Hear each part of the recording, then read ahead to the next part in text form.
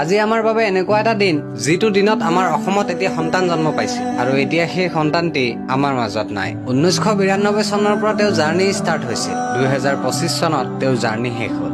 দেশ বিদেশত এনেকুৱা মানুহ কমেই ওলাব যিয়ে তেওঁক চিনি নাপাব। তেওঁৰ এটা সৰু কাহিনী কওঁ মই। তেওঁ এদিন প্ৰগ্ৰাম কৰি ঘৰলৈ উভতি আহিছিল। আহি থাকোতে ৰাতি প্ৰায় 3টামান বজাত এখন মাদ্ৰাছাৰ ছাত্ৰক পঢ়ি থকা শুনি তেওঁ তাত ৰখি মাদ্ৰাছাৰ ভিতৰলৈ সোমাই গ'ল। তাত গৈ সুধিলে এয়া কি চলি আছে। তেতিয়া মাদ্ৰাছা শিক্ষকে ক'লে এয়া শিক্ষা চলি আছে, কিতাপ পঢ়ি আছে। শিক্ষা বুলি কোৱা মাত্ৰকে সেই শিক্ষাটো আগবঢ়াবলৈ না তেওঁ জাতি চালে না ধৰ্ম চালে। গোটেই ৰাতি প্ৰগ্ৰাম কৰি 7 লাখ টকা পাই গোটেই 7 লাখেই তাত দান কৰি দিলে। সেইজনে আছিল জুবিন গাৰ্গ, সেইজনে আছিল আমাৰ জুবিন দা, সেইজনে আছিল আমাৰ সকলোৰে হিয়াৰ মঠু। কিন্তু দুখৰ কথা এইটো, তেনেকুৱা মানুহ এজন আমাৰ জীৱনৰ পৰা নোহোৱা হৈ গ'ল। আৰু আজি 2 মাহ হৈ গ'ল তেওঁৰ বাবে আমি একো কৰিব পৰা। লজ্জিত কথা। হাজাৰ চেষ্টাৰ পাছতো তেওঁক ন্যায় দিয়াব নোৱাৰিলো। কোনখন মুখ লৈ তেওঁৰ জন্মদিন পালন কৰিম। এজ এ ইছলাম পুনৰ জন্মটো মই বিশ্বাস নকৰো, কিন্তু যদি সম্ভৱ হয় জুবিন দাক পুনৰ বিচাৰো। জয় জুবিন দা, জয় আই অসম।